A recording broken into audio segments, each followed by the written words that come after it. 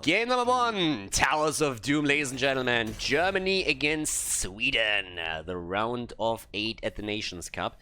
And Sweden heading into the series as the favorite, the Germans. Definitely a good team with also quite a few former pro players. But at the same time, the Swedes are incredibly powerful, quite strong. Both teams actually had to also fall back on subs today. It's a little bit of a haunted Thursday, I gotta say. We had sub players on a lot of the teams, and if you already watched the series between Italy and the Czech Republic, you know that there was a little bit of push back and forth with the times, the starting times of the teams here. So the Thursday match is definitely impacted by this a little bit.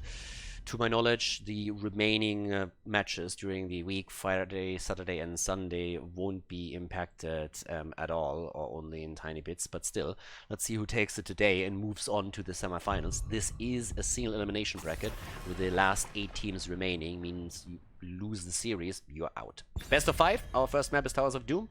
And again, if you catch this on YouTube, thumbs up, always appreciated. And of course also comments, if you have anything to say, drop it in the comment section. With that said, if you want to catch something like this live, Khaldor.tv is the website where you can find a live schedule to figure out when these matches are being played out live. That thing is getting updated every couple of days because sometimes some of the matches get postponed, preponed, or snuck in. So yeah, Khaldor.tv if you want to have a look at that. With that said though, we have Junkrat picked first after bans on Zeratul and Tracer.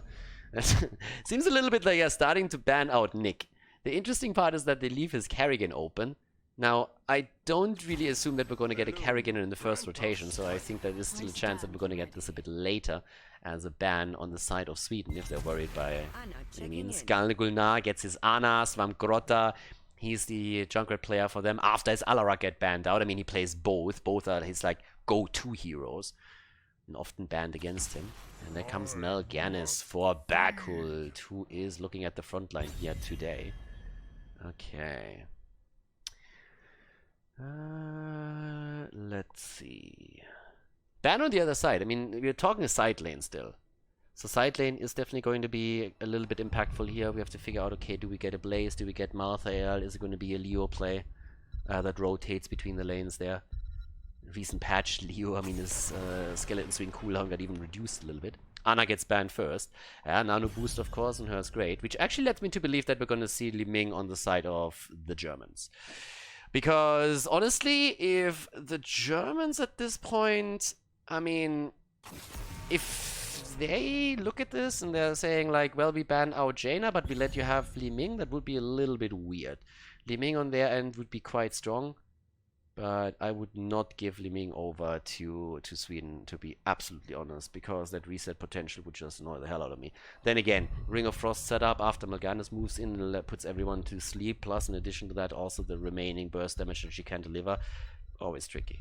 So Li Ming is definitely something that we have to keep in mind. There it is. Nick already picks it, and ETC gets locked in as well. Solid setup. Pretty standard, pretty traditional, but a solid setup for sure. And what is Sweden going to pick to round this draft out? I mean, there's a couple of plays you can definitely make right now. When we're talking about mages, there's still a few available that will be quite strong here. You have a few auto attackers as well. I mean, in theory, you could even pick Gul'dan if you would try to interrupt something, even though he's not really that common here. Sergeant Hammer, by the way, hasn't even been banned out. I guess against Hanzo, that's going to happen eventually. There's our Blaze pick, and we have Hanzo together with that. This time a little bit late in the priority. And there's Leo. Leoric, all shall suffer, baby. Towers of Doom, game number 1 in our best of 5 here in the quarterfinals. And let's see what Germany can pull off against Sweden here. So let's head straight into map number 1. Game on, everybody! The first map in the best of 5 on the left. The Meatballs. Sweden with Svamgrotta on Junkrat, Gulnar on Ana, Skog on Hanzo, Max Passion on Blaze, and Bakhult is playing Melganis. And over to the right side, the salty crowds, sour crowds, with Nick on Li Ming, X-Ray on Malfurion, Death Knight on ETC, and Hazobs and Leoric, and Dainu on Vala. Salty crowds would be a little bit disgusting. I mean, that's something that's already being said about sauerkraut quite often, but if you think about salty kraut, I don't even want to picture how that tastes. That would be about as disgusting as licorice, probably. So, yeah, let's just ban that out of the conversation right away. But anyways, as we're having our little 5 versus 5 in the middle of the map, let's see if we're actually gonna go with this. At this point, there's already a little bit of a sleep session happening as Khaldor runs in there. There's actually a lot that can put you to sleep. At this point, honestly, you have Ana with the sleeping dart, you have Mal'Ganis, the only thing that's missing is the old man. Good old Deckard Cain. Oh, stay a while, you get wrecked. But yeah, no Deckard Cain in this one. But we've actually seen him. I mean, especially when we're talking about Infernal Shrines, Volskaya, anything like that, you can actually see him being played here.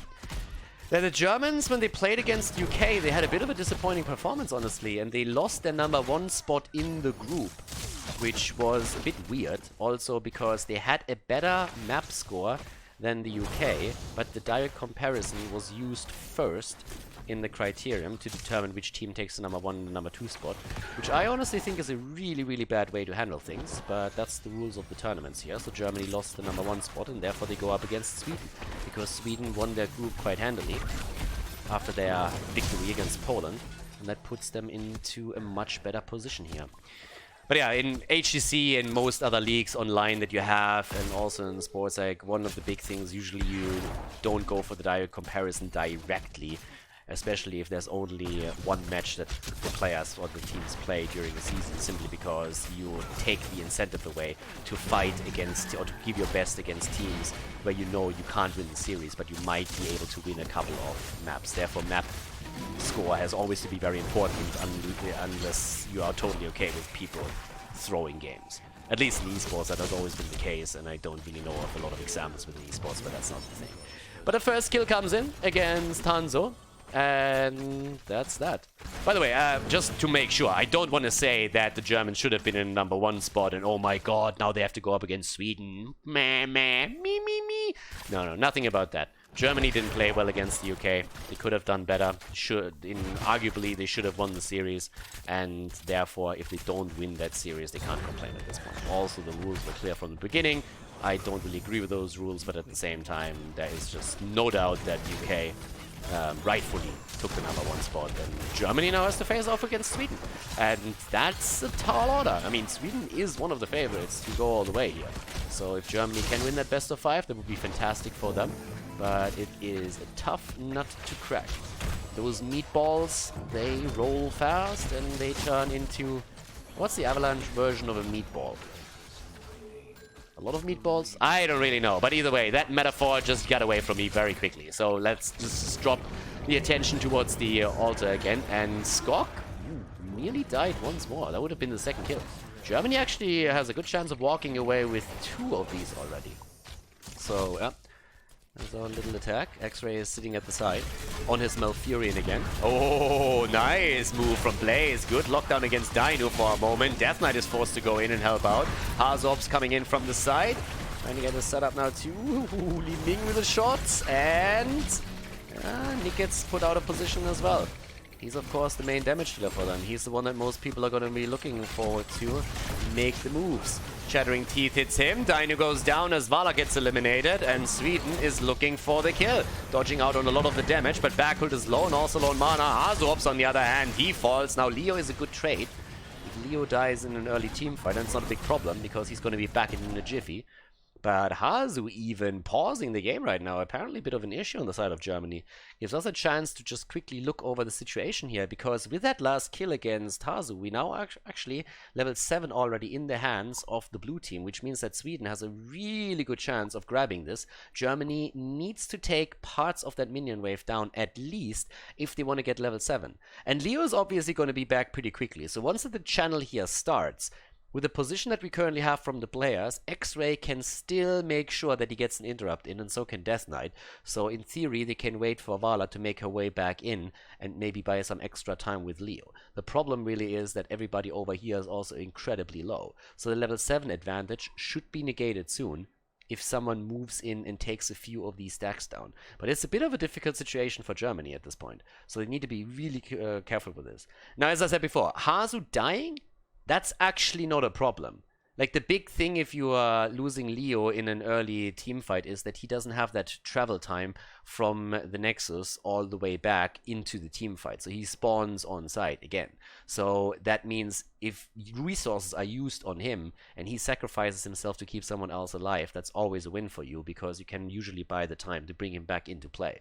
But right now, the question is, can they stall out the altar long enough? Because Sweden might be incredibly low, but they're also playing a 5 versus 3 for a little bit longer, which gives them the advantage here, of course, at least for the time being. The damage output on Vala, pretty significant, 8,000 for her, but just look over to Hanzo. The poke damage is kind of crazy already. We have 8,000 damage now also from Junkrat, so that's another big part of all of this, that they have the continuous interrupts. Yeah, Malfurion, they're actually letting this one go. Yep, they're deciding against it.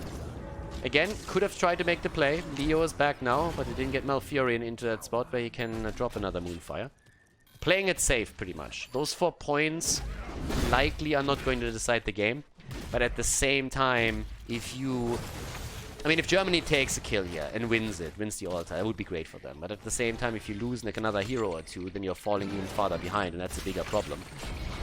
Nice attack against Hanzo again, but Extra wasn't there to lay down the lawn. So he couldn't just root him into the ground. But there we have our little setup here. Already the full-on... Ooh, Nick, nearly the kill against Anna. I was just talking about Anna's Sleeping Guard build. Yeah, that one is back to business after the recent buffs. We had, for just a small period of time, we actually had a more of a grenade build on her. Now that time's over. 2 kills against 1. Pretty much dead even experience right now. Vala rotating back in now that she has a level 7. And with level 7 we have also Calamity. And therefore, Li Ming is now online. Problem, but a beautiful follow-up again against ETC. And Death Knight gets wrecked. That was a good call here. Swamp Grotta's Junkrat is incredibly solid. There's a reason why his Junkrat and his Alarak oftentimes get banned out against teams that he's on. Because those are 2 of his most favorite heroes. Nick is in trouble now too. Nick is in a lot of trouble. Yeah, well, Nick is dead. So much for that. Germany getting taken down a bit early here. So, yeah, they start to have a problem because now level 10 is in. And they start to lose the control over the bottom of the map. That's not only true for the altar that is spawning in a few seconds, but also with level 10 there's a chance to push this in even further. Oh, there's the setup. Reptile! And the kill, and make it a double, baby. Yeah, they're getting great both. You can't be that far out when your opponent has those engage tools and gets the level 10 with this and you don't have it yet. So that's another 4 shots fired against Germany. And Sweden, they have the lead in experience, they have the lead in kills by 6-1. And in addition to that, they're starting to put more and more pressure onto the bottom bell tower to control that bot lane. No talent yet for Blaze. Is he really gonna meme combustion here? Let's see, level 10 abilities on the other side. Down here, still a bit of fun. Score! Nice interrupt! And he gets the kill against Li Ming. Li Ming just got Hanzo'd, and Anna keeps Hanzo in play. It was a bait. It was a ruse all along. You gotta be kidding. Okay, finally he dies, but it looks like ETC might also go down. That was at least a nice follow-up from Vala. That was a good corridor for her to use. Bunker finally picked by Blaze. God. Thank God for that. And here comes the setup against Death Knight. Nice! It's party time, baby! And Bergkult is about to get wrecked here. Good kill for Germany. 7 against 3 now, and they're starting to come back. But it's honestly kind of insane. Li Ming got Hanzo'd in this moment, and yeah, that was a nice one. So Max Passion already on the way back, and yeah, Germany is fighting back. The Germans are getting a little bit feisty. If you want to go for the Lederhosen, then you need to be careful, because they don't like that. Down go ETC and Li Ming though, and just as I say, Germany is losing 2 more heroes, and Sweden is back on track. And they're looking for more. They're looking for more, and they're getting more. They take down Vala, and they're going for X-Ray. Oh my god. It's really party time. Hazo Ops is the only one that's still alive and trying to rush away here. Mal'Ganis could actually help with the kill, and instead of that, he's just moving the lanes out. Hazop gets the drain. Did they actually get that set up? There's the sleep, there's the stun, but he should be able to ghost away. Yeah, there we go.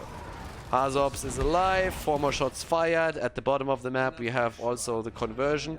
I think they grabbed this a little bit too early. Sweden could even be farther ahead if they just would have taken a little bit more time on channel on number 1.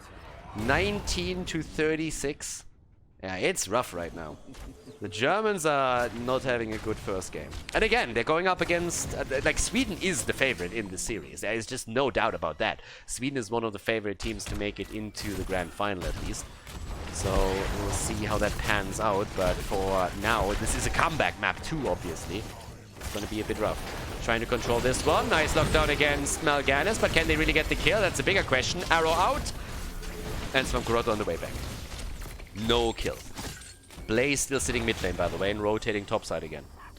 Sweden doesn't give a fuck. Sweden just sits there and says like, well, good luck fighting that 4 vs 5. We have a talent advantage, we are 8 kills ahead of you, and if you don't rotate anybody onto those lanes, Max Passion is just going to do his thing, and it's going to soak everything, and you're going to fall farther and farther behind in experience. And there we have that setup again, as they're looking for more kills, looking for more setups, looking for another shot to maybe take down X-Ray or Dino, any of the two, if they can get the kill against this. And yep, there we go. In the middle of the map. Still the setup here as Nick is trying to get some experience now as well for the team to make sure that they can catch up with this. As I said before, both teams playing also with subs today. But there we go. Double altar.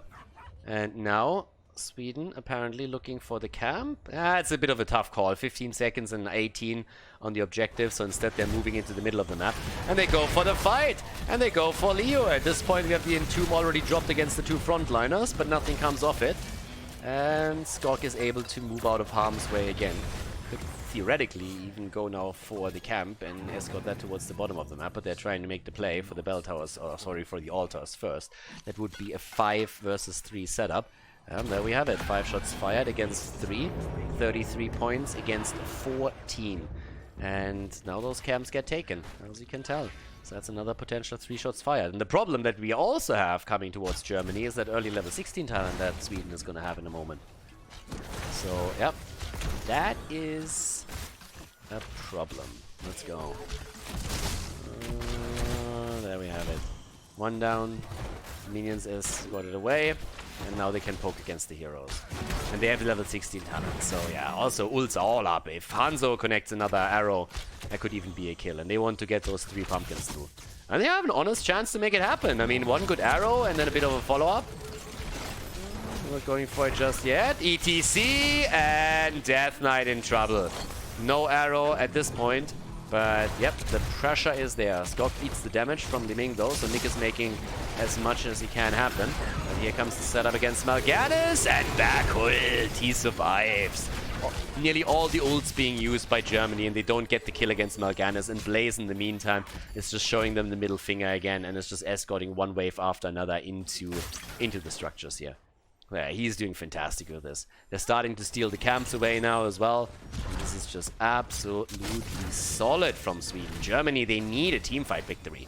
If they want to come back into this, they need some kind of win. And the problem is they're so far behind that with the triple altar phase now spawning, theoretically, it could be the end of them. If 2 of those altars are channeled, it means 4 points on the core for Germany. And that could very easily lead to a boss being taken. So winning a teamfight at this point, I don't know how we want to pull it off. I mean, they don't have 16. This is a freebie. And top left should also be a channel. And if you win the team fight, if you can force it before level 16 hits for the opponent, then we're pretty much talking about boss. Swamgorilla is already there. First 5 shots are fired. If they can kill Blaze, though, yeah, they put everything on Blaze and they take him down. That was a good move by Germany. That was a really good move. X-Ray Hearthstone's back after Junkrat catapults him over. He's just like, guys, I need to get the hell out of there. Liming goes down though, and oh my god, they're gonna lose Vala too, aren't they? Yes, she's down already. Kill attempt against ETC. This is bad. This is really bad. X-Ray is trying what he can. Swamgrota with the interrupt. They can end the game here. Yeah, 4 vs 3. They can in theory end the game. Leo falls in the middle of the map as we see the channel attempt. Also on the left is still up. They could go for the boss too if they really wanted to. Skok jumps in. There's the setup against X-Ray. And he gets dropped. ETC with the attempt, but there's already a channel. And that puts the core down to 1 point. 1 point on the core since the minions made it through the bottom of the map, and as you can already tell, there is no one to interrupt the channel on the left side. There's just nobody left. Leo's gonna come back, but they're gonna drop him immediately. Harzovs is getting attacked as we speak, has to rush away, and this is the lead in this best of 5 series for Sweden as Storm Quarterfinal makes the channel happen. The shots are fired, and this is game.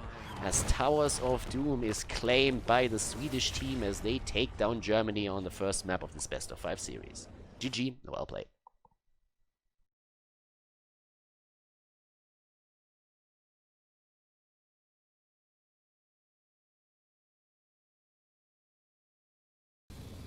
Game number 2, everybody. Sweden against Germany, and the Swedes are in the lead. Interestingly enough, as it turns out, the pause that you might remember as the teams were fighting over, I think it was the second altar, or was it actually the first one? I think it was the first altar phase at the bottom of the map.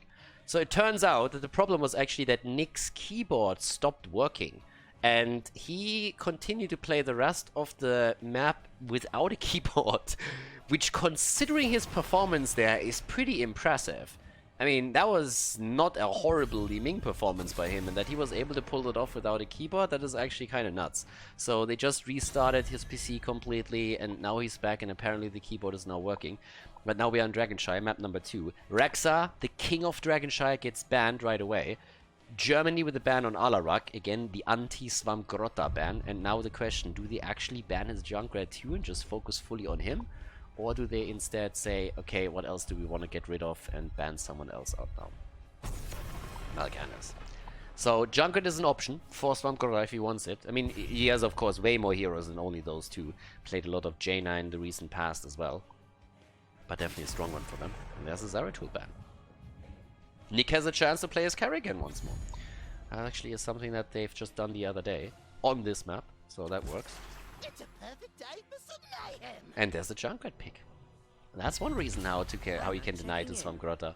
Instead, we have Ana taken by Galna Gulnar, snap pick, and that of course means it's mage time.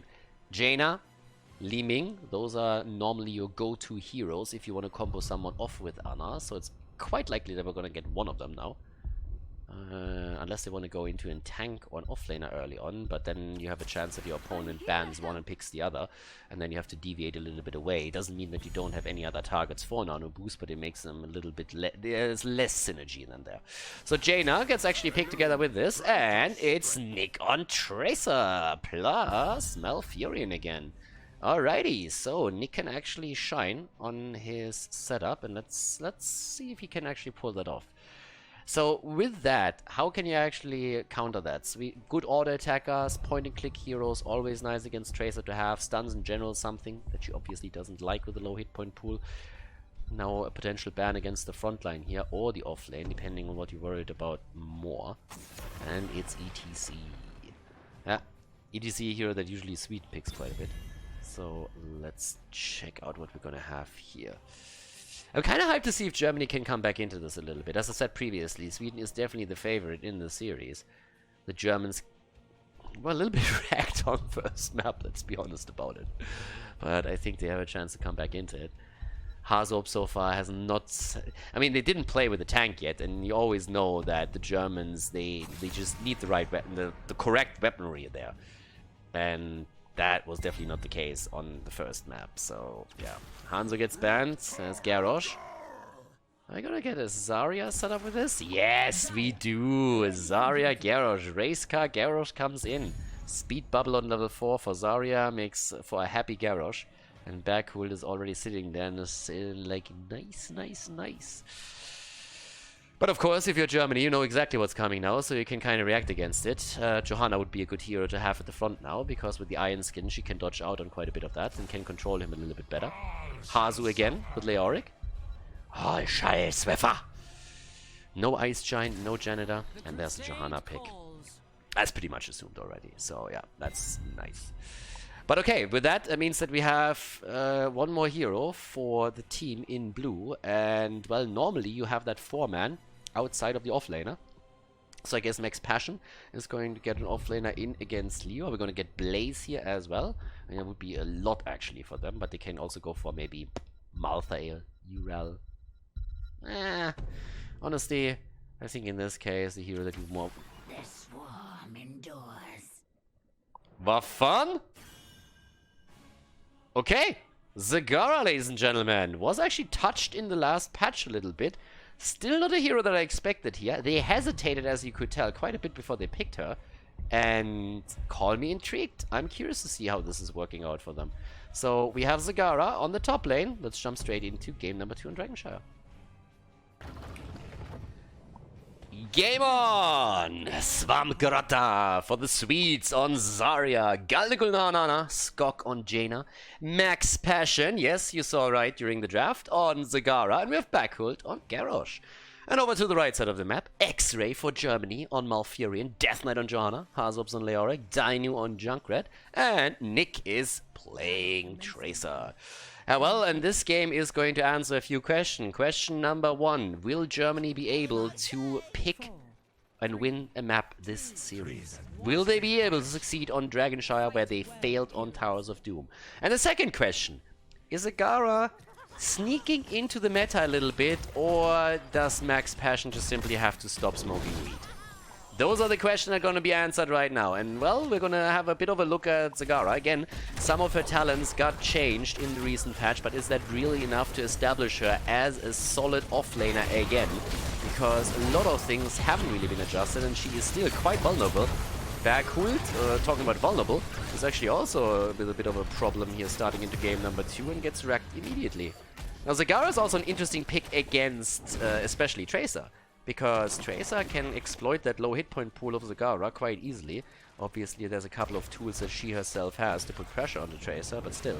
Level 1, there we go. Volatile Acid is being used here. And, well, actually, I mean, with this one, I'm a little bit interested to see if it's just only about the wave clear. If the push power of Zagara alone is really putting them into a spot where they feel comfortable, that might be something. Svamgrota, on the other hand, body blocks all day, every day. Oh my god.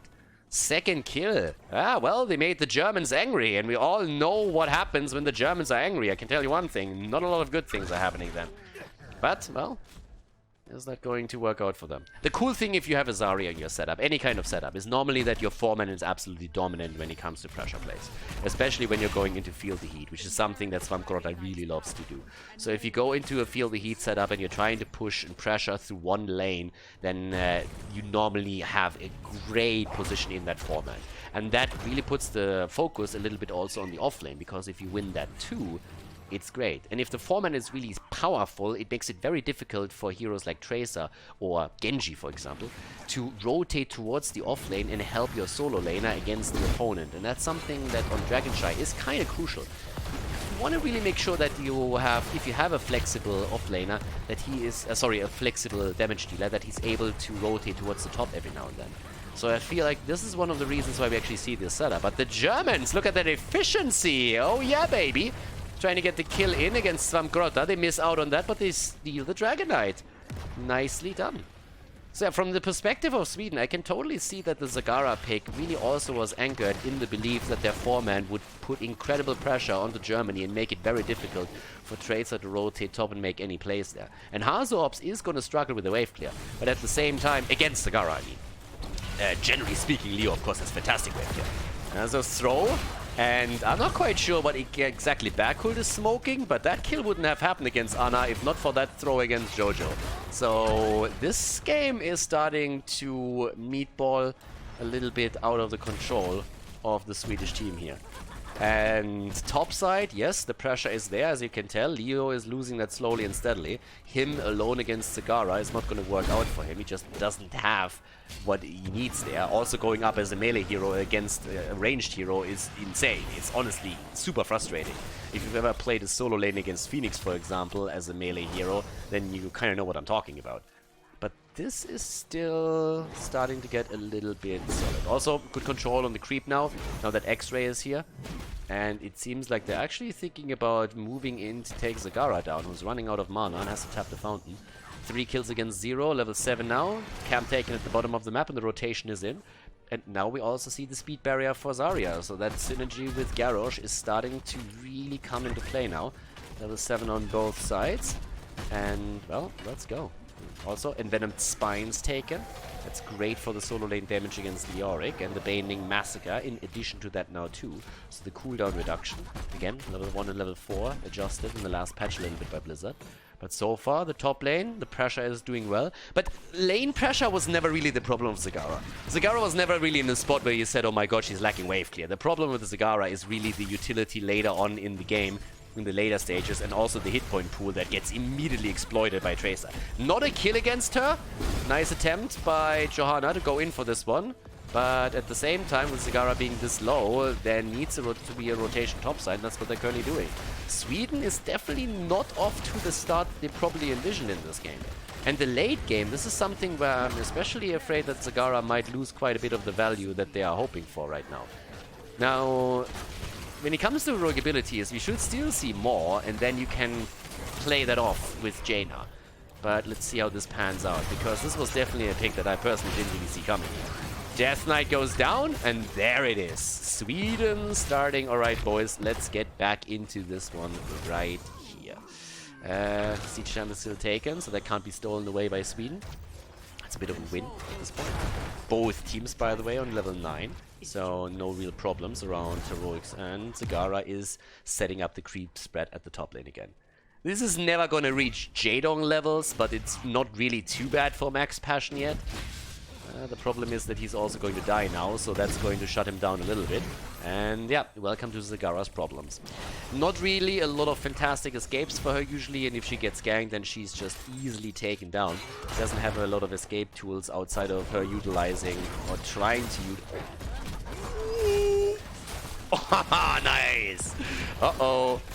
Uh-oh, Ana and level 10 abilities are there. Guys are getting murdered now. Riptire gets annihilated though. That was a good one that I could have killed all of them, but it seems like most of them are dying anyways. Yeah, Scott gets taken out, and what a kill against by Nick. 4 kills in total. Only Zarya survives. She's trying to go to the top lane, but they're already pushing through the bottom. Sweden far behind now in kills. 1 kill against 7. There's the channel attempt. Ah, and Zarya is half a second too late at the top. They get the second Dragon Knight. Calculated. The German efficiency coming through once more. It's kind of interesting. Both of the maps so far have been totally different. Map 1 and map number 2. And at this point, I can only imagine the conversation that we're having on the Swedish side when they're talking about... Yeah, when we're talking about Zagara. Zagara? Vad fan? Jevla opa, sluta pila bruten. That's exactly what's going to happen, or what's happening right now in the chat over there on the Swedish side. I can promise you that. Because that pick so far has not really worked out for them, I would say. The entire setup hasn't really worked out. Then again, you look at Zagara and she has top damage on Siege and hero damage. And she dies again as Tracer gets the kill topside. Now, the damage output is actually not even a surprise if you think about it. On the off lane against the melee character, she can easily stack early game damage against Leo. And obviously on the Siege damage numbers, we kinda saw her taking the top anyways, because that's really where she usually excels.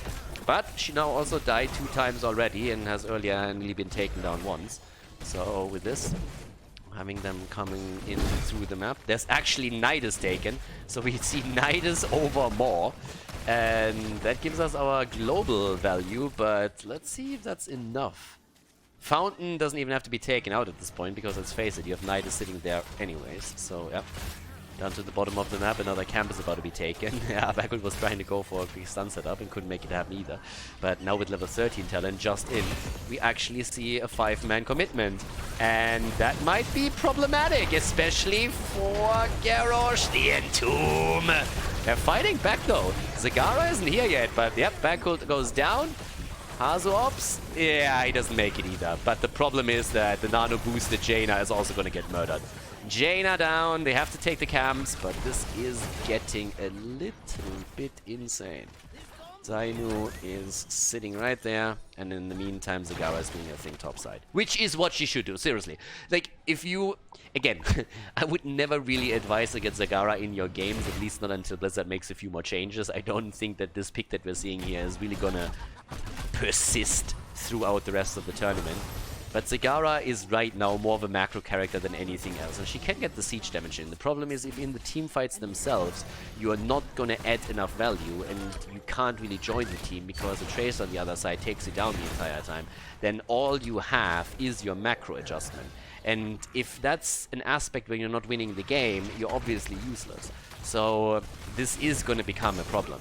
If they can pressure Germany enough to take a lead where Zagara is just forcing Germany to react and split heroes off the entire game long, that's a bit of a different story. But as Sweden is behind, it's incredibly difficult for them to come back here. Because the only real way for them to come back is winning team fights. And winning those with Zagara isn't going to be easy for them. So they have to force 4 versus 4s that are just advantageous for them. And that is currently not really happening. They have huge trouble getting Nick control, even with Garrosh being there in the Warlords challenge. So as long as Zagara is not starting to pressure keeps and really just burn these lanes down, it's difficult for Sweden to get the upper hand. It's not impossible, but it's getting tricky. Once that Sweden is ahead, then it's a different story. Then Zagara is going to be the one pushing lane after lane again and forcing reactions out of Germany and keeping them on the back foot. But right now, with the lead that Germany has, this is incredibly difficult. And the kill count is already emphasizing this. One of the biggest problems is really that low hit point pool and mobility that Zagara has. And once that the creep is controlled, if you're not covering the entire mapping creep, then this is an issue. So now they can easily just go down to the bottom. They try to go for the 5 versus 4, and they nearly made it happen. And honestly, if Leo hits that Entomb, there is another kill, and Zagara sits topside again, can't really do anything to help out at the bottom of the map, and Germany takes the lead again and maybe even a Dragon Knight. As they don't get the kill, as they're trying to force a 5 versus 4, they have now to rotate back up top. Leo is going to attempt to take the creep down as much as he can, maybe get some help from Malfurion later on again. But there was also Tracer to be considered, and if Tracer at any point gets a lockdown on Zagara, she's just dead again. So here's the 16 now. There's another threat on the Dragon Knight for just a second, but they're making the play for Garrosh. He gets booped back, and Berghult is gonna get... Well, he's gonna get wrecked. There's the Taurus challenge, and yep, he's down. So he's down already. They're trying for more kills here. Already seeing if they can make another play. Leo against Zagara at the top side. There's the Entomb. And Max Passion this time might just get wrecked. Jane at the bottom of the map also goes down. There's a Zagara kill.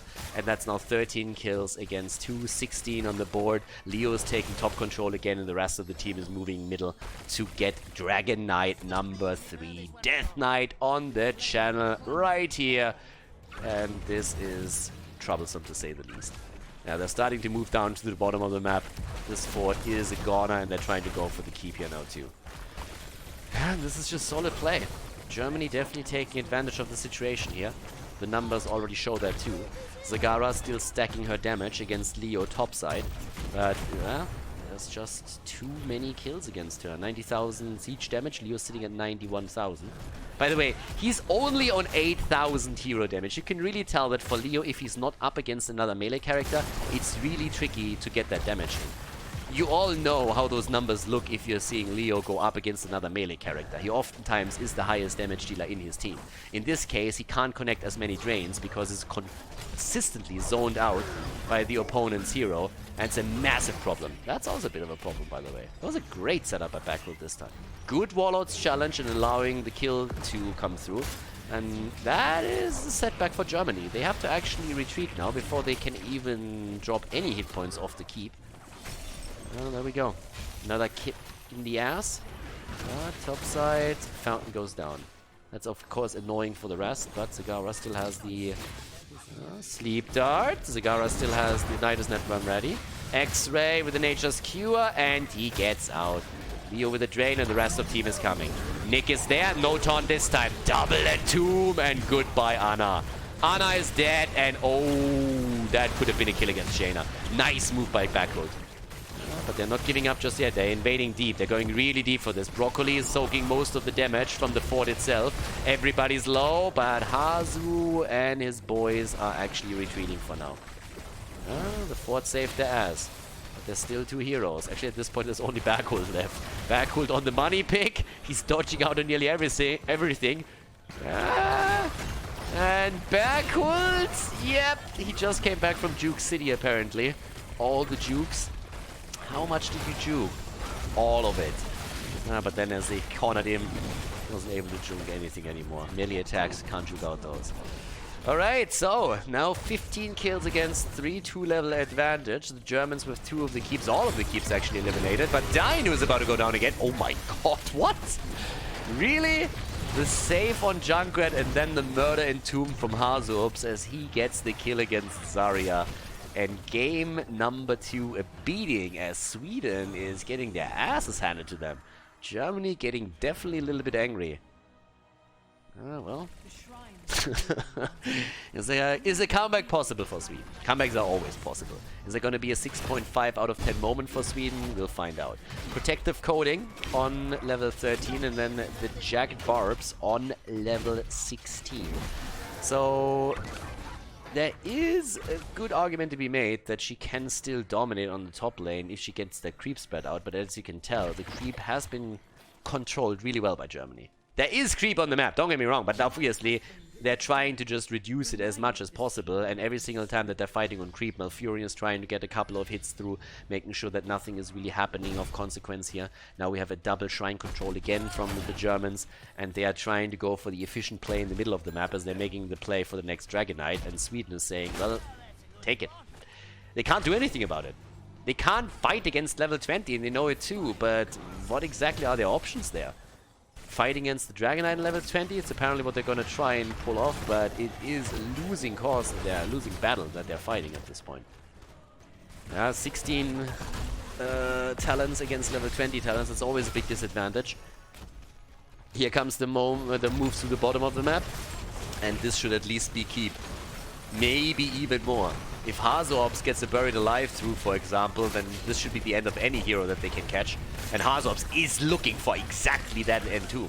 If he hits the buried alive here, then it's just lights out for whichever hero is getting targeted. If they can get the keep and a kill, then they can go straight in for the core. And this is pretty much the play that they're trying to make here. And he misses it! Hazuops misses the entomb.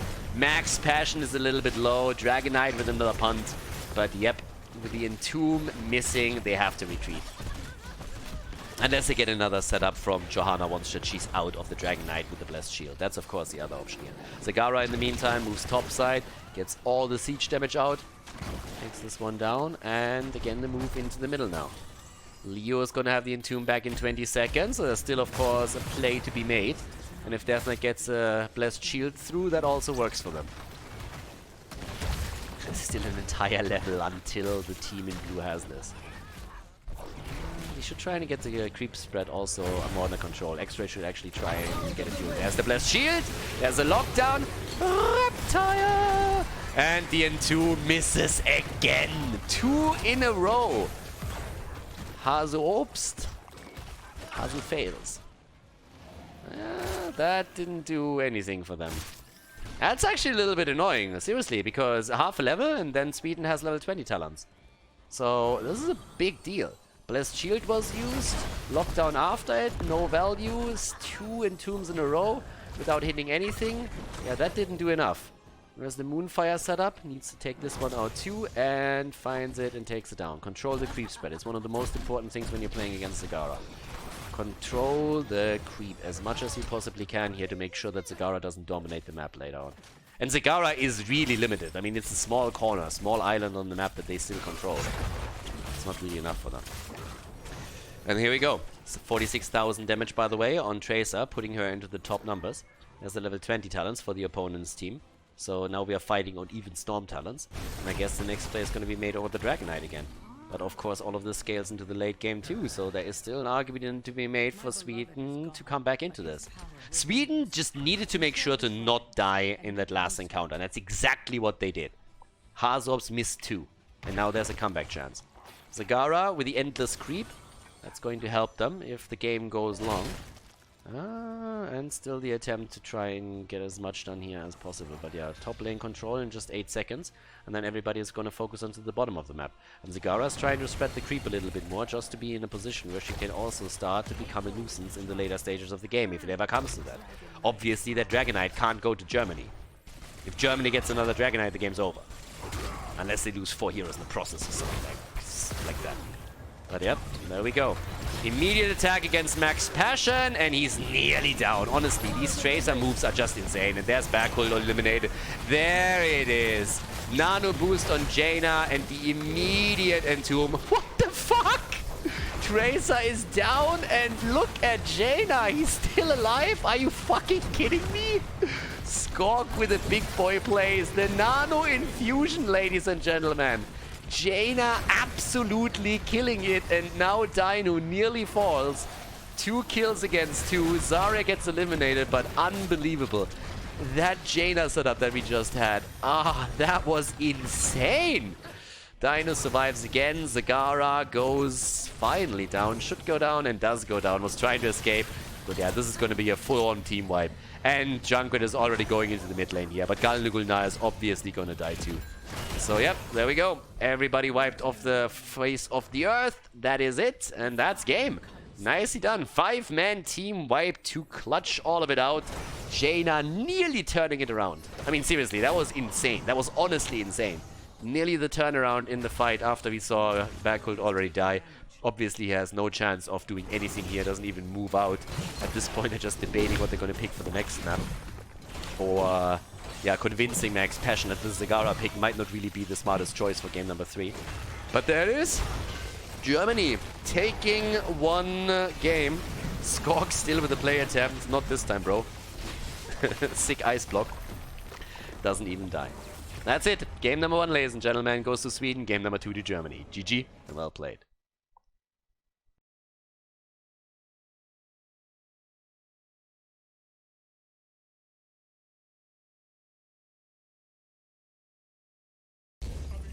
Game number 3. The series is tight, ladies and gentlemen. Yep, the Germans turning up the heat a little bit in game number 2.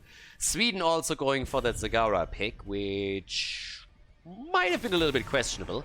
Let's see if that works out. Especially, of course, since Tracer was already picked on the other side and Nick ripped them a new one, especially Zagara.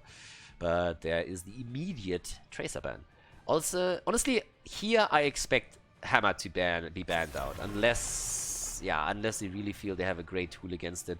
There is a chance that Hazu goes for it. It's a bit weird, because Hazu is currently playing the offlane for the team, and that might become a bit problematic. So honestly, if you're Sweden, you're currently sitting there, do we ban Hammer? Do they have someone else that could switch over into the offlane for Hazu? Is it more so a Hazu thing today? So we'll see how this is gonna work, but let's have a look at this.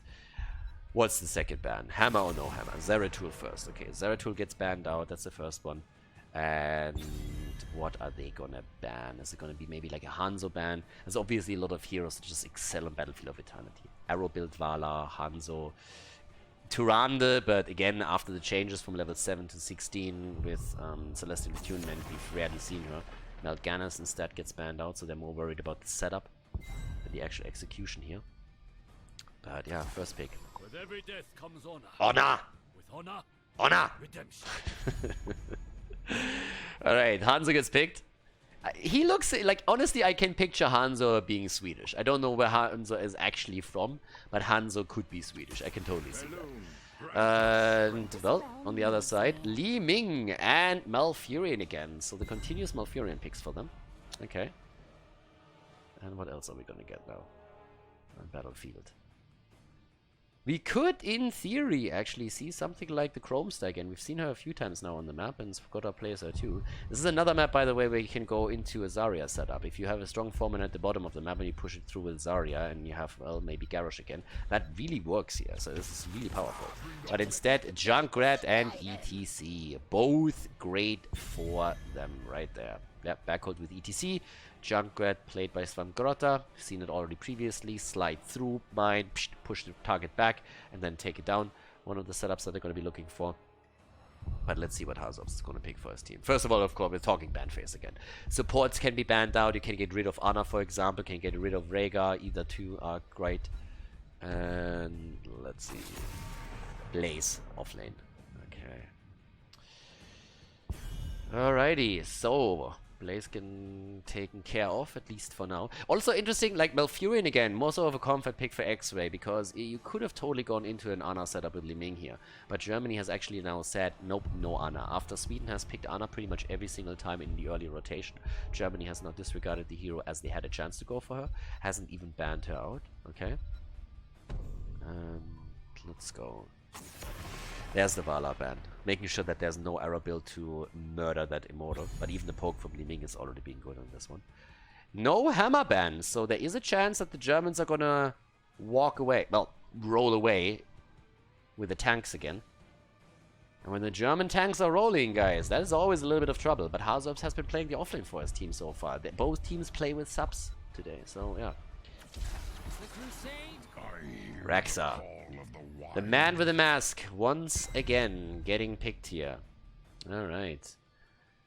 Warum liegt hier Stroh in der Ecke? Und warum hat eine Maske auf? Questions of... Fragen wir Fragen. There it is. Ana, again. If she doesn't get banned out, then that's of course the play. Alrighty. And Rexa. More stuns. Thrall. Thrall ETC. Damage heavy setup. But damn, that's a squishy lineup that they're running here. Yeah, if they get locked down, they might have trouble. But phew, that's a squishy lineup for sure. So they have to be a bit careful with this. And they have to be really, really cautious now. It's if you execute it well, it's fantastic. I mean, this is strong, but still. And there's Nazeebo. The new talent, the level 1 is insane and brings Nazeebo back to business. So guys, let's see what they can pull off with the Witch Doctor. Game number 3, Battlefield of Eternity, best of 5 series in the round of 8 of the Nations Cup. Let's jump straight into our third game. There we go, ladies and gentlemen. Game number 3. Sweden against Germany. Berghult on ETC for the Swedes. Skog on Hanzo. Svankgrotta on Junkrat. Galnagulna on Ana. And Max Passion on Thrall. To the right side of the map, Germany with Extra and Malfurion, Hazorps on Rexa, Dainu on Nazeebo, Death Knight on Johanna, and Nick on Li Ming. Alright, so as the game loaded, there was actually a little bit of chatter that apparently, obviously some of the players are actually streaming at the same time.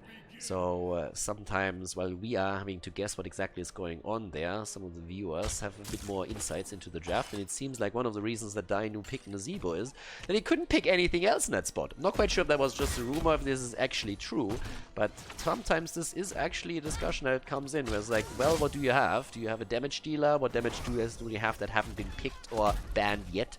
And so we get a Nazeebo pick. And we get a full-on spider build. No thing from the deep, which is the change talent, which gives you 20% increased spell power, which is honestly nuts, and the range increase too. In my opinion, quite the broken talent, but instead we get a traditional spider build for now, which is a bit odd. So I'm not quite sure what exactly is going on there, but we're gonna monitor a bit on how well Nazeebo does with that, because that spell power increase, while at the same time having a range increase, seems like a total brain fart from the balance team in my opinion. Since the talent in and of itself was already quite nice. Not a prior talent on Nazeebo. I mean, again, he was never really part of the meta for the longest time now. But the extra safety that you got by taking it was kind of nice for a lot of people that were not on the pro level. And now getting a 20% spell power increase as a quest talent in seems kind of nuts. So we've seen this already in play. But again, at this point, we're going to see spiders being played by them. Which I assume on Battlefield can be nice if you're only focused on the Immortal. So you definitely have a little bit of an argument for that on that end. But I'm not quite sure if just for the Immortal damage, I would have sacrificed that additional spell power that can help you against the heroes too. Now the argument, of course, against it is that a lot of the damage output that you will get from the level 1 talent is a synergy with level 20 and Vile Infection. But this is Battlefield of Eternity, and this is a map where oftentimes you're not making it to level 20 or where the game is decided beforehand. So it's a little bit of a weird pick, generally speaking, which kind of supports the theory that Dainu was more or less forced into Nazeebo in this case and didn't have much choice there, because it's not a traditional map for Nazeebo to begin with. And that could have also influenced then the build itself. Because, well, let's be honest, is Nazeebo on this map going to complete, first of all, get to level 20? This is one of the shorter maps in the game. And second of all, is he going to get these stacks, considering that a lot of these fights will happen around the middle of the map where you don't get a lot of minion stacks in? So, probably not. That definitely has a bit of an impact. The last time that we saw Nazeebo straight after the patch, Thing of the Deep was taken. Again, it's one of the heroes that has probably the most potential to break into the meta after the recent patch. And a lot of this comes through the level 1 talent that in this case hasn't been picked. But again, a little bit of theory craft there just for a second. Overall, we still have to see how this is going to work out. There's a lot of damage already towards Johanna, and she's likely going to fall here unless... Is she gonna get Hanzo'd? No. Doesn't even get Thralled either. And, well, we have a little bit of spider damage against the bottom of the map right now. He left a bit on the Immortal, but this seems like an easy halftime show for the blue team. Sweden with a... Well, with a squishy setup, but a really powerful one too. There's like a lot of good setups, a lot of CC that they have when they play their cards right. Got a piece of poke too. Echo of Elements isn't completed yet. But, well, let's see how this pans out for them. First of all, it seems like the blue team is really eager to get the first Immortal. Pressure to pull this off, and Nazeebo is the only one who's sitting at the right side. And again, he has quite a bit of power against this. So the spiders are definitely going to wreck, especially once that he has the spiders completed with a level 7 talent Justin as well. And Germany gets the first kill. Now they take down Thrall. And now Nazeebo is having more and more time over to the right, but obviously Skor can still get the damage in with the scatter shots. Oh, talking damage! Swamp Grotta eats a lot of it. ETC trying to create a little bit of space. Another shot fired. And Nazeebo just sitting at the right side, just saying, guys, I'm running out of mana here. You need to do something. Can I get maybe a bit of a top-up from Malfurion? And the answer to that is no. So, yep, Max Passion goes in, 5 versus 5 again, and they claim the Immortal. But they lost a lot of HP on it, or shields, considering how far ahead they were. So, at the end of the day, is that a win for Germany or a loss, considering how far behind they were as the halftime show started? Well, that's a big question for now. But still, the move comes in, and over here to the left. What are we going to get with this one? There we have it. Kill attempts against Sweden. Germany gets attacked, and Death Knight gets pushed out. It might even fall. Yeah, not quite. It's away for now, and they're burning this down. They're not going to lose the fort here. At least they shouldn't. Level 7 with Calamity is now ready as well. Yeah, they actually should be able to fight back into this, but they're about to lose the fort here. They need to be a little bit more careful. Nick is looking for another setup. The last time that he played Li Ming, he actually lost his keyboard, or control over his keyboard. But apparently this time both are ready, so I expect big things from Nick. Expect a lot as a former HGC player. That is... it's such a dumb talent. Broccoli is completely unimpressed. Chattering Teeth, I mean, outside of the utility that it obviously provides, it's one of the silliest talents. Not bad. Again, it's not a bad talent, but it's incredibly silly. And I love it for it. But there's just nothing better than, yeah. It's basically what would happen if Joe Biden would actually lose his dentures during one of the debates here. If he misses the pop-in that he went for the last time. So, yeah, they would just chatter all over the country. There it is. Those are Joe Biden's teeth right there. Maybe a reference that not a lot of the people are going to get there, but either way. Misha eats it like a champ. The spray is on point too. Oh, great. And top side, there we have our little fight against the wall. And Nazeebo, I mean, he has his level 7 talent now. Okay, there we go. The kill against Misha. Level 7 with the additional spiders. That is with level 1 creating a lot of Immortal pressure. Nazeebo already did a lot of work against the Immortal in the last fight. Now he has an easier time to pull that off as well, if they ever get into that defense-offense position again. But either way, the Immortal is going to come in soon, and that's of course the moment when both teams are going to fight over level 10. And both teams are going to try and get their camps in a good spot. Well, basically turrets are still there, but they're going to be eliminated in a second. And there it is, it's Immortal time, and this time the red team is getting a bit of an advantage, or are they? There's the zombies already, Diana's getting a lot of work done. Who's going to win this? This is pretty much a 50-50 right now. It's 800 difference in hit points, that's not really a lot, so that was actually a job well done from both of them, but level 10 is soon coming in for Sweden, and that's pretty big. So, yeah. Level 10 any second, and looks like Sweden might have the upper hand here again because of the early heroic abilities that are likely going to grab up. Teeth are chattering away once more. And there's level 10 abilities, and guys are going to win this one again. Yep. Are they going to force the fight? Is there going to be an arrow thrown out? Yes, and it misses completely. Alright, that's an arrow all the way to China. Supporting Hong Kong, I suppose. Alrighty, so with that, there's also at least pressure against the top side. That helps them a little bit, but 10 versus 10, and the problem is that that Immortal is still going to do damage at the bottom of the map, and Sweden walks away with another objective. That's the second one in the row now. Thrall is defending top side. Oh, Berkult with a slide. Careful. Careful, my friend. Yeah, I'm Dino at the bottom of the map with a nice trap attempt. Oh, that was an interesting one. Good reaction from Skog to actually jump away from this, but for some reason he seemed to be body blocked into nothing. So that was an interesting zombie wall. And the damage output again. Gary also being used, a lot of summonings. You have Misha and Gary, the two are friends apparently. Let's go. We have our little setup, top side, bot side, Earthquake, and Hazu gets annihilated. Hazu down, Keep eliminated, or the fort eliminated, the Keep actually soon attacked. But not for this one just yet. They're poking at the wall a bit. That's all they can do. Inexperience. This is only the second kill, by the way. We're 9 minutes in, and we don't have the second kill yet. Okay, so a little bit more poke here from Junkrat. Well, that's actually the damage output. Look, by the way, to the stacks on level 1 on the baseline for Nazebo. 60 only 9 minutes into the game. Again, this is not the best map to stack your baseline on this. Oh my god.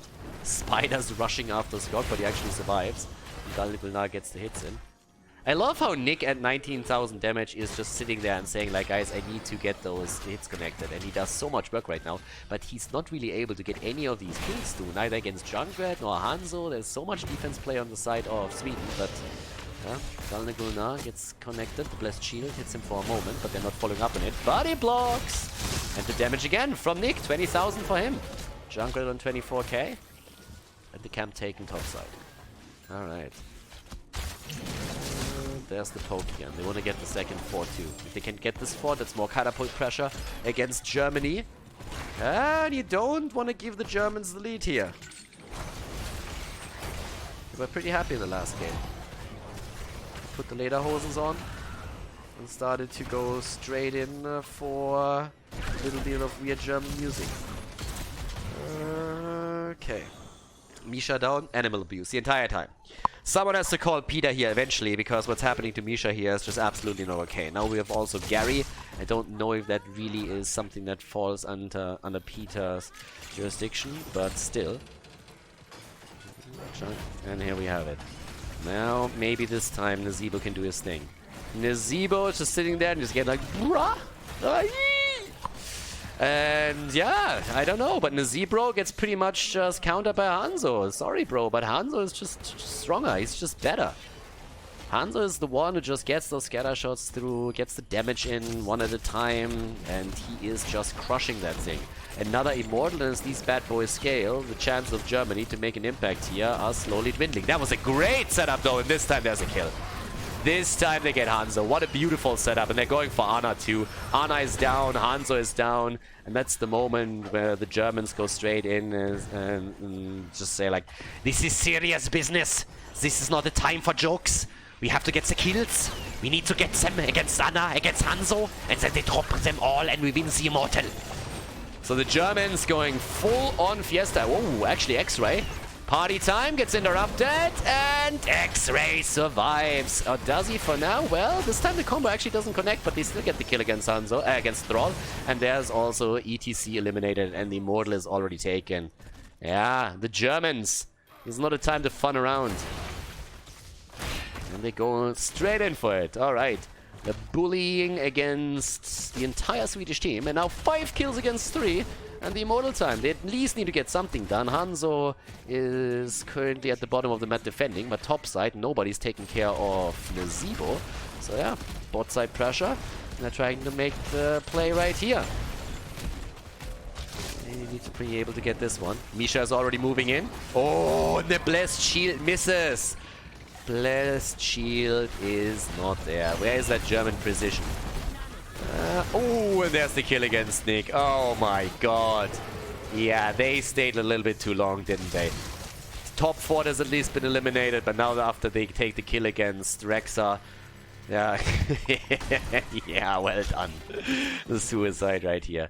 I mean, the reason why the Riptide didn't explode is because he used the iron skin, and the only reason was that the idea was to make sure that you don't get pushed back by it, and so the iron skin was actually waited out here. So a bit of the German efficiency has been gone down the drain now. And that's a nice trap, but also against ETC is not really all that effective because it's fairly small, it's just a little bit too much. Alright, 6 kills against 6. We have an even series, guys. I actually really like this. Honestly, Sweden, in my eyes, is still the big favorite here to win, and they pick up another kill against Malfurion, but I love that Germany is actually really pushing back against this, and is making this a super interesting series here. But Sweden is now pressuring them with the camp, with the catapult. They have a little bit more bot lane control thanks to them still holding onto that fort, and that allows them to also get the value in here. The Zebo is on 100 stacks. I mean, if he at any point... Honestly, if we are ending up in a scenario where level 20 talents come through both teams and we have Violent Infection not only picked but also completed, that would be the end of it. I don't think that Sweden would be able to survive that. It's incredibly difficult to get. I mean, we're already on 16 pretty much, and level 20 on this map plus completed quest talent for Nazebo is maybe a little bit too much to ask for. But Dino is still trying to make the players all the way up at the top, and he's getting the stacks together slowly and steadily. So it's also Immortal time again, and it depends really on who takes which Immortal now. 16 talents are ready for both teams, and that's already big. Ah, Feign Death again for Rexa. And it's time to shine. Who takes it? It's Immortal time again, and I guess we could see the race towards the halftime show in just a second if they take the other position. Alright, there's the play against ETC, and he gets... Oh, saved by Ana. Nope, not this time. Li Ming is there, gets the shots connected, mirror ball straight to the face, and that's the end of ETC. There's a bit of counter damage against Johanna, and she survives with the Iron Skin, so they keep the hero in play and have a chance now to make the move towards the Immortal 2, but they have to tap first, and they're already trying to set it up at the bottom of the map again.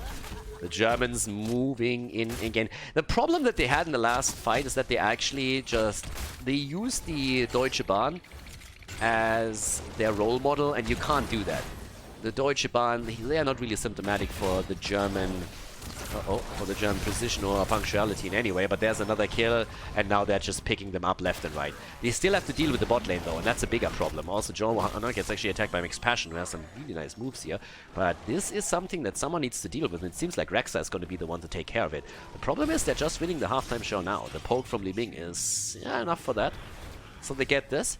And there's the chance. 8 kills against 7 now. Germany with another opportunity to grab this one. And this time they are murdering it. Yeah, without Ana there's not really a lot of moves that Sweden can make. They need their support.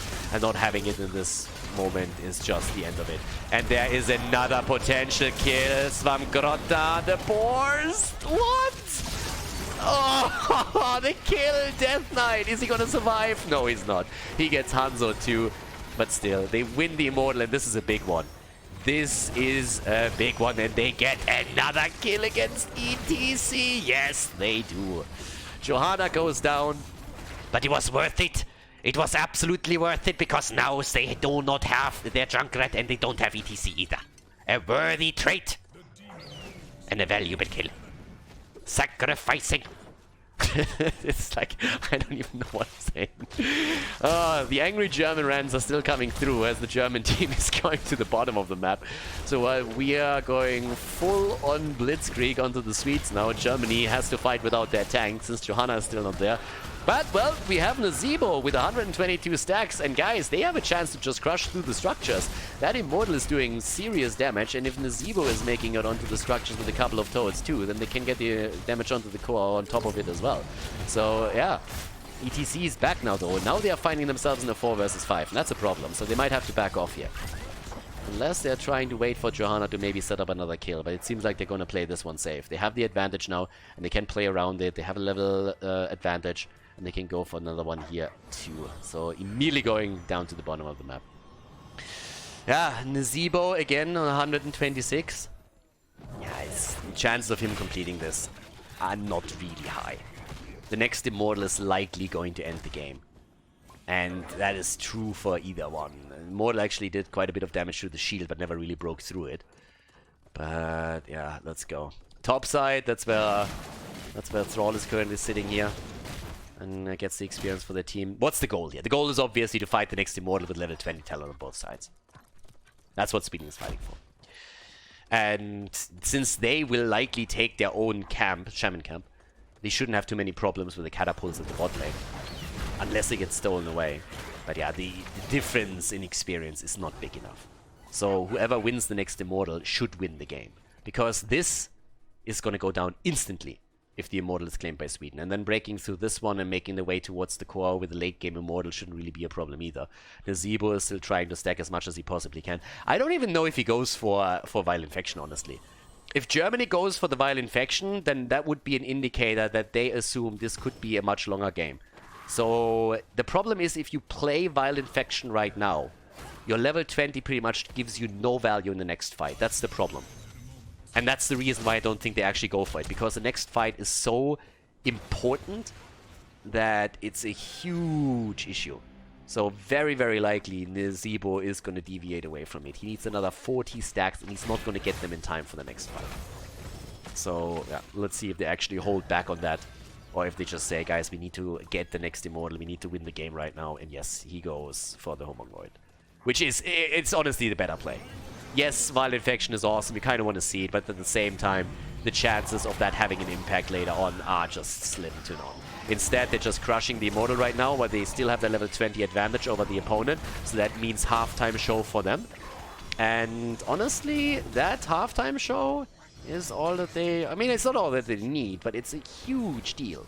Now you can poke against the opponent. And the bot lane, if this camp gets taken out, it means the catapult do a lot more. And it's a double catapult already. And if those catapults 19 minutes in make it towards the core of Sweden, Sweden is in trouble.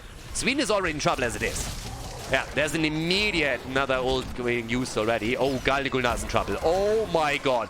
He's in a really awkward spot here, but they're actually keeping him in play. ETC then again, that's a different story. He nearly goes down. Arrow comes through.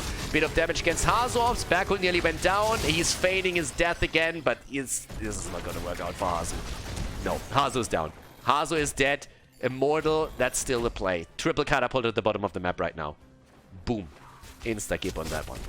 But can they somehow get to this and take it down? That's the bigger question. Sweden wants to come back now. They want the lead. This is a best of 5. Who takes the lead? That's the big question right now. They're starting to make their way in again. Already the little move over here. Max Passion is sitting tight. Backhold is moving through.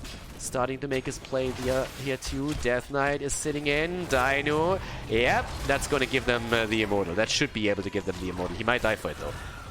He might die for this one. Nobody on the side of Sweden actually gives a fuck. They don't care. Did they not see that? They are trying to get that kill maybe, but Sweden was sitting there and they didn't give a shit about this. Their Immortal just got taken. Guys, these catapults are nearly on the core. We have 4 catapults on the core. Someone needs to take care of that. They are actually going to lose some hit points on this, aren't they? Well, maybe not. With Storm Quarterfinal coming in. Yeah, they're going to lose some hit points. Oh my god, really? Okay, fair enough. But this is a problem now. I can't believe that they didn't see that Nezebo snuck in at the side here. So, this is getting a little bit bonkers. Yep. 10 kills against 9, and the Germans have a chance now. The Germans want to go for it. They're going... The second keep is falling. This is not even a question. The keep is definitely going to fall. Oh, and Backhold misses the slide against X-Ray. X-Ray is able to move out. Already going straight in again for another Tranquility. Keep is down, and now it's time to shine. Catapults pushing in everywhere. This is bad for Sweden. This is really bad. Germany, they go for the meatballs, and they're eating all of them. All of them. They don't leave a single one. Backhold gets wrecked, and only Misha gets caught. Misha wants to dance as well. It's a dancing bear. And they go straight in for the core. And guys, this is game. This is game. Germany, what the hell? They're in the lead all of a sudden. Germany takes the 2-1 lead in this best of 5 against Sweden at the round of 8 on Battlefield of Eternity. Wow. GG, and well played.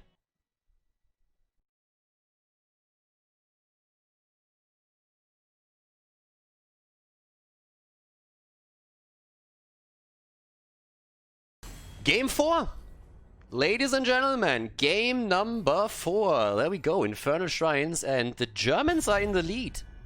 I honestly didn't really think that that would happen, because personally I pegged Sweden as the big favorite, and I still kind of feel they are. Now granted, both of the teams are obviously playing with subs today, and that impacts the balance maybe a little bit, but still. Germany, in no way was Germany ever a team where you said, like, okay, this is a bad team. They have Hazops, they have Nick, that's 2 former HTC players. That in and of itself is obviously already great. If Chris can play with them too, she hasn't in a bit, then they have even 3. But they started to struggle a little bit in the group stage. They didn't perform all too well against the UK. And just generally speaking, Sweden has been crushing it for 2019 with a lot of the players that you see on the team previously playing on semi-pro teams now in the Heroes community. So it's actually kind of crazy to see Germany ahead, because game number 2 it was more so, game number 1 Germany got crushed, and game number 2 you could really chalk that off and just say, like, okay, Zagara was maybe a little bit too far out there, Tracer punished them, now Tracer gets continuously banned against Nick. But Germany winning the last map was pretty big, because now if they win one of the potential next 2 maps, then they are through. They've made it happen here. So right now Junkrat on the first pick. Again, Hanzo is also locking that in. And we have a Death Knight with a lock on Johanna, which has been pretty much a staple for him the entire time. Now, he picked them on the last map as well. But yeah, let's actually see how exactly Infernal Shrines is gonna change things up. Because obviously, you kind of want to have mage support here again. So I wouldn't be shocked to see Anna again, first of all, and then if you want to have a mage, Jaina comes through as a really great pick because of the AoE and the burst damage. But they're actually picking Malfurion. Maybe also one of the ideas behind this to pick the hero away from X-Ray a little bit, who has been very reliant on Malfurion the entire time. So unless Sweden bans out Anna, there's a good chance that X-Ray locks Anna in for themselves. Theoretically, this is another map where Hazops in the past played a lot of Sergeant Hammer, but it really feels like today he's going to be playing exclusively in the offlane role for the team. Again, through all the stuff with subs and everything, sometimes you just need to change that role, and Hazo has played on the offlane a few times. Carrie again against Nick gets finally banned out. This is a map where she could excel completely, and after Sweden was so far absolutely okay on the previous maps to not ban Carrigan out, this time they're saying, okay, on Infernal Shrines is a little bit too much for us, let's make sure that we get rid of her. Vala, a great pick up for Sweden, or 2, and now Germany, let's see what they're gonna get, and if Hazo is gonna pick a hero or not. Blaze, for Hazo again apparently, and Rega. Alright, a lot of wave clear for Germany. And that setup with Johanna and Blaze is actually something that Washed Up in particular in this year has oftentimes prioritized even as a 1-2 rotation, because it's such a powerful frontline. And the AoE that comes through both of them is fantastic on this map. It's good CC of course as well. And yeah, let's see, what else are we gonna get with this on the other side. It's a little bit sad that we don't see Hammer today, honestly. Oh, Panda time. Okay, Panda and Tyrael. Sanctification ready for them. And it's Panda time on top of that too. That's of course a bit more. And well, last pick. Nick needs a hero. Actually, I have no idea what he's gonna go for here. I mean, traditional mage, honestly. You always expect something crazy, but with this setup, a traditional mage with burst damage would totally fit the bill. Ah, it's Jimmy. Alright. Jimmy for the auto attacks. Let's see what Nick can actually pull off here. Game number 4, ladies and gentlemen. Might even be the last map, depending on the performance of Sweden and Germany here. So let's jump straight in. Infernal Shrines. Game number 4, and potentially the last map in this series. Sweden against Germany, and we are on Infernal Shrines. Berghult on Tyrael, Svampgrotta on Junkrat, Max Passion on the Panda with Gulnugul on Malfurion, and Skog on Vala.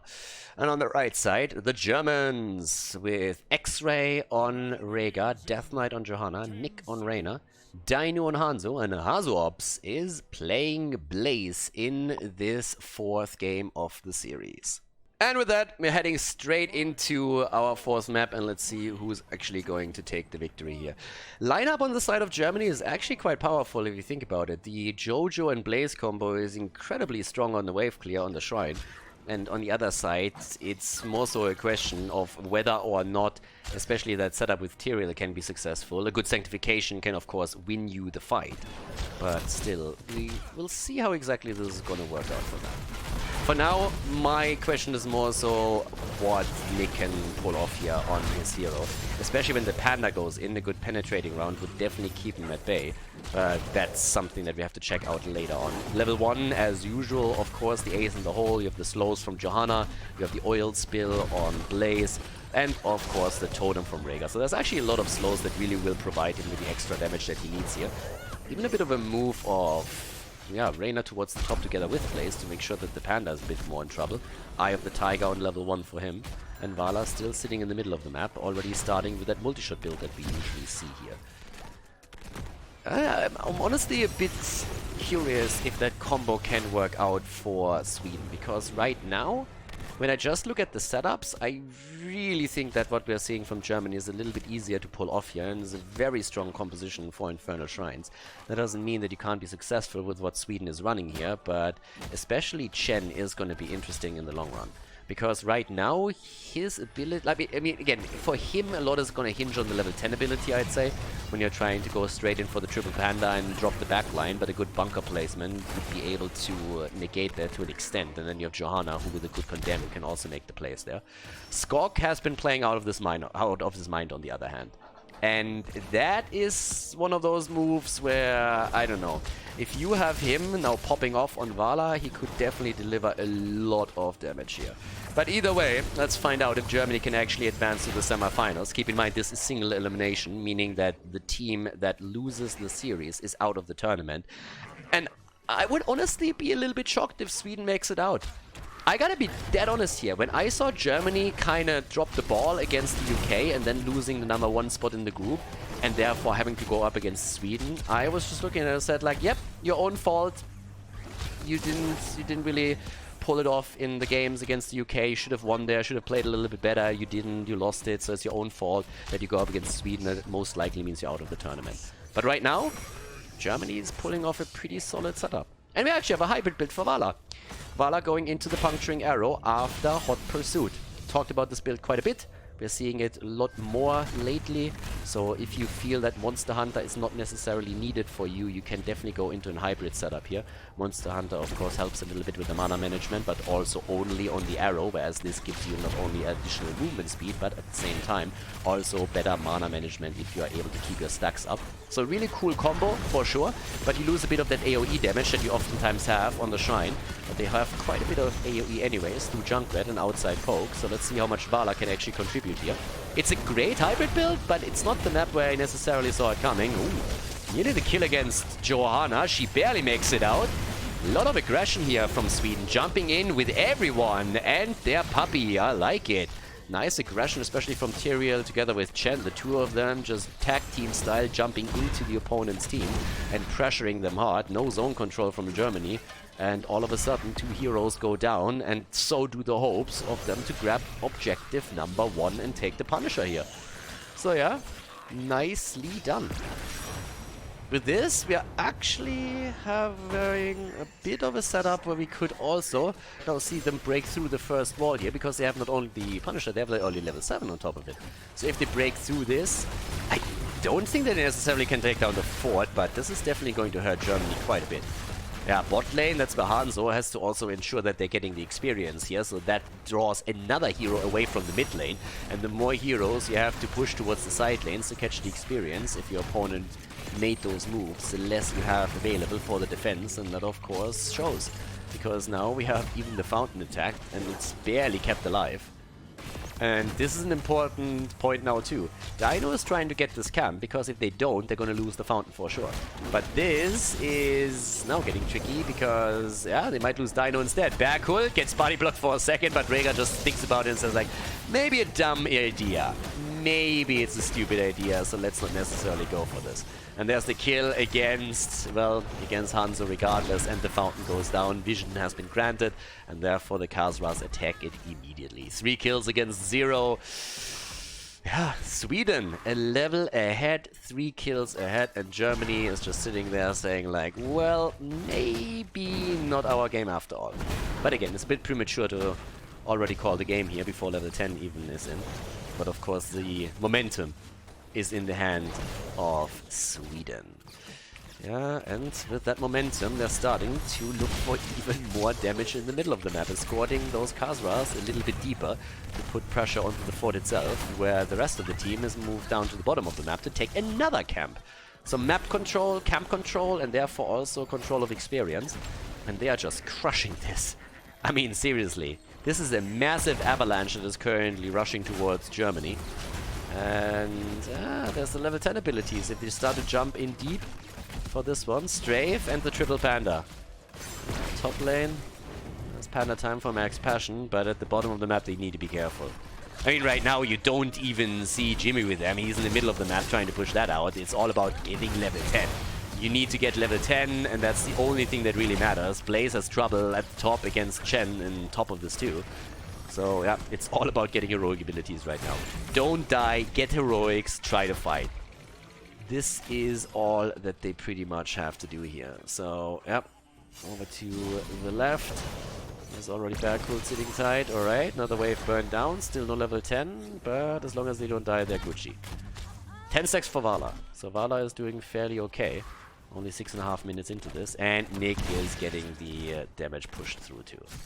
Okay, and here we go. Level 10 abilities now for both of them, and there's the CC coming through. You have already the jet propulsion, you have Hanzo's arrow, you have the blessed shield, condemn, anything else. And there we go. Panda gets wrecked. Panda abuse and the interrupt against the triple. He went for the channel and obviously got interrupted. I mean, the penetrating round for exactly that reason got held back by Nick because he knew that at some point Chen would try to go for the Storm, Earth and Fire. So now that Panda is down, that gives them actually a bit of an advantage over the objective since they have the earlier position that they can take. Jimmy has moved down to the bottom of the map to claim this, but yep, there we go. So they're starting to make the plays. Well, let's see. Chen is back, but they have a 10-point advantage. Camp has only been taken by the blue team, though, so Sweden has now a Shaman camp pushing topside, which is eventually going to also hurt the fort here, but the big lead on the stacks for Germany. The Germans trying to make the play here, trying to dominate once more. And, well, maybe with a good blessed shield setup, there's another 5 seconds until Johanna has it back, but that should be alright. Okay, they try to make the play here, and in comes the Reptile, and blessed shield, not used yet, and Jimmy goes down. Vala with a damage output, Dino in trouble, barely jumping out, bunker on the ground, and here's the Ancestral, but Sweden chasing Blaze. Hazobs has the jet propulsion and uses it, but damn, they don't give a fuck. They just jump behind the fort, behind the keep. They don't really care. They're trying to look for kills right now. And that actually leads to Junkrat dying. Dino together with the fort takes it down. Still has to be careful here. And yeah, at least he got the kill.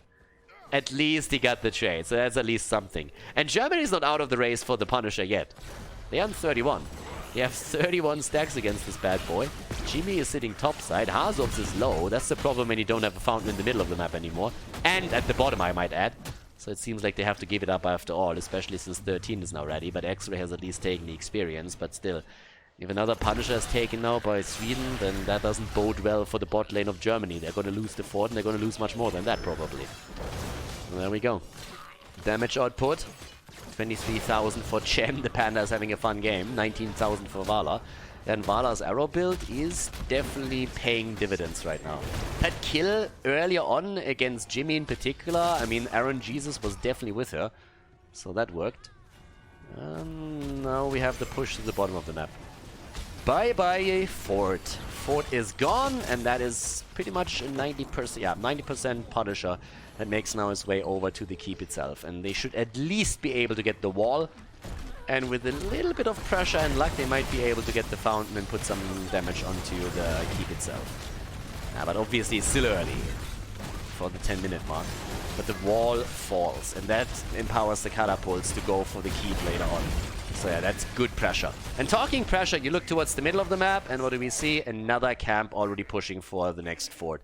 And obviously the rotation is now headed mid-side so that Germany can take this one down and get level 13, but they're also taking a lot of damage on the fort before that happens. And this is putting them farther and farther behind. Yeah, level 13 talents for the 2, but Germany has to win a fight. Germany needs to take a few kills here, and they made a great rotation happen against Cheyenne earlier today, but now they are in a spot where they have to make some plays. Get some camps, make some plays, look for some kills, because they're losing control of the map. They're losing control of the bot lane in particular, but also the one in the middle doesn't look too good for them. Okay. What do we have here? On the left side, yeah, that one's taken. So full on camp control from Sweden, which is great for them, of course. There's like 3 camp. They paint the entire map blue at this point, and that gives them additional experience. There's still the attack against the structures, and boom. Fort nearly down. Arrow, nice, cleansed out, and the blessed shield doesn't connect either. A lot of ults being used by Germany for 0 value. Absolutely nothing. And there we have it. Again, the attack against this. Alright, this is going to be the end of the... Well, is it the end of the fort? This thing just survives and survives and survives. That fort is never going to fall, as it seems. So, yep. 5 kills against 2, and Sweden is getting closer and closer to level 16. I mean, yeah, 1 level away. Quest is completed for Vala. That's also pretty big. That's pretty great for them. And let's see, what else? Top side, that's where they're already rotating. Hazops is again grabbing as much experience as he...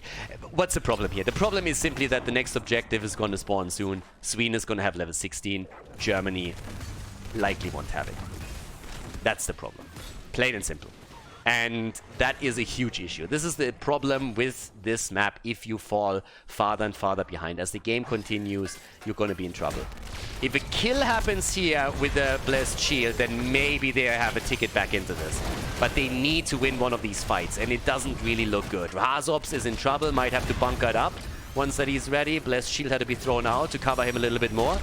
Yeah, there's the Ancestral. If they can force the fight and take it before 16 hits, then that's a good move. But now they are missing a lot of their ults. They're getting at least damage through with Hanzo's arrow for the setup against Chen and nearly drop him, but they can't quite kill him.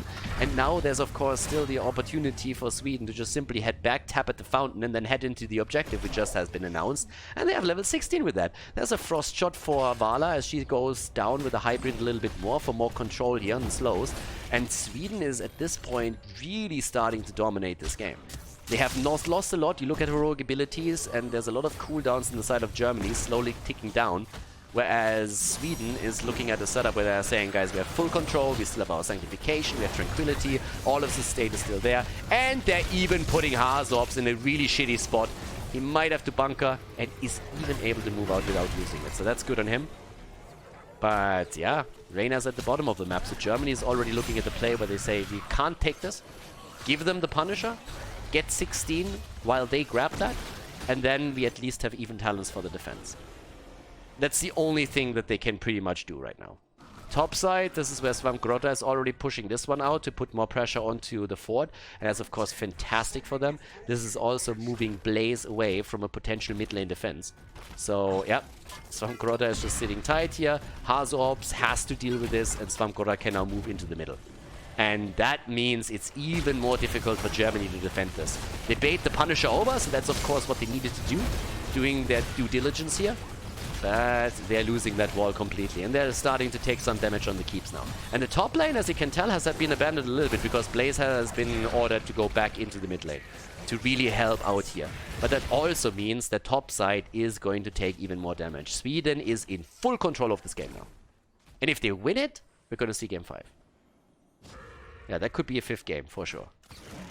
Camp control again. 2 of the camps immediately attacked by Sweden, trying to maintain that lead that they have. Trying to get even farther, had increased the leading experience. Right now, it is, in terms of damage, 32,000 right now for Junkrat. Camps have both been taken, and they're starting to make their way in. Max Passion against Hazu, starting to jump in now too, trying to apply a bit more pressure onto him. Hazu has been very, very cautious on the bunker. Doesn't YOLO the cooldown out too hard, which is good for them. But let's go. There we have our little setup right there. What else are we gonna grab with this? Top side. This is where Skok is currently moving in together with Backwood. Yeah, they still want to get some kills here. Let's see. That fort will fall eventually, especially since Reyna's at the bottom of the map. Nick has to defend against this. So we're gonna see how this works out. Top side, there's a different story though. That fort is about to go down unless Germany can win the fight. Germany needs to force fight. They need to take kills. Again, like, their problem is again experience. They're level behind, and if that hits around level 20 when the next objective is up, they're gonna lose a keep for sure. So they have to be the ones to at some point force a fight and take it, so that they can bridge that experience gap. If they get a kill or two, that alone would already help them. And well, they're trying. There's a little dance around. With the 16 times, they definitely have a chance here, but they need to get that the CC connected. And you can already tell, I mean, they're looking for these fights. They're having Death Knight at the side, sitting tight to just see if they can maybe set something up. There's the Blessed Shield coming out after the jet propulsion, and the Sanctification is ruining the play. 5 versus 4 for just a second, but Hazorps needs to get Ancestral, and now Junkrat is there too. And they're locking down Johanna. That's going to be another kill. Sweden dominant. Great performance. The Dribble Panda moves in. They take Johanna down. Germany just unable to win fights at this point. They're totally unable to win any of these fights right now. Storm Quarterfinal is still sitting at the side here, poking away. They're going for the fort to drop this one. And now they're increasing lead in experience. They're nearly, well, they're working towards level 20, but you can tell this is becoming a massive problem. Germany is forcing fights, and this is exactly what they do. They make the plays that they have to, but they are just unable to win any of these team fights as it happens. Yeah. So right now, the entire shrine setup at the bottom of the map is likely end up with Sweden grabbing another Punisher, and that wall has already been destroyed and the keep has taken some damage. So this is going to be an entire lane that pushes heavily. Keep in mind that Sweden has not even lost a single fountain, let alone a fort or keep. They've lost nothing. Germany just goes full in. Germany knows they have to go right now before level 20 is ready. And this is why they're not even waiting for Johanna. They're just going in. They're saying, guys, once that 20 is there, we are screwed. Let's go right now, or we can kiss this game goodbye. So they're going full on for the YOLO. The arrow misses, but the kill against Junkrat, and that's big. That's really big. Oh, what? Junkrat goes down, Malfurion is down, and they get the Tyrael kill. Holy shit. Germany, desperate, super desperate, goes into a really weird fight where they go full on out and they get even Vala. They get 3 kills, they get the 4th, and that is that. All of a sudden, 20 versus 20, 6 kills against 6, and they have the first Punisher. Blaze is defending the mid lane right now, and Germany all of a sudden has some momentum. They have a bit of momentum right here. Germany on the move. Yeah, the Germans are marching through the bottom of the map together with the Punisher. Hazorps is coming in, and they're gonna try and at least take that keep. With a late kill against Vala and the staggered death, the damage dealer not there, they have an opportunity. If they get another kill somehow, if there's a Blessed Shield connect and then a follow-up from Blaze, and they can get another kill, they might be able to go for the game now. That would be German efficiency right there. Lose the entire fucking game, take one team fight, and all of a sudden change it. 10 seconds until Vala. Yeah, this one is down. This one is down. There's the follow-up. Where are the stuns? Max Passion. Max death, baby. Maximum death. They take Tyrael. They take Shen. Germany on the way to victory. Unbe-fucking-leavable. Unbe-fucking-leavable. The underdog in the series. They take Vala down. They lose the entire game. The entire game. And then they win a single team fight and they totally turn it around. Screw Sweden. And Germany is victorious in the best of 5. They take the 3-1 victory and advance to the semifinals. Unbe-fucking-leavable. GG and well played. Hey guys, thanks for watching today's video, and I hope that you enjoyed the match and the commentary. The remaining time of the video has been added to protect against spoilers caused by the length of the video itself. But please keep in mind, though, that this does not only mean more work for me, but also has a negative impact on the popularity of the videos and the channel because of YouTube's algorithms. Would be greatly appreciated if you'd consider supporting the channel and help me to continue the daily esports coverage by clicking the join button below the video or supporting me through the Patreon page linked in the video description. Thanks a lot for the support and see you guys next time.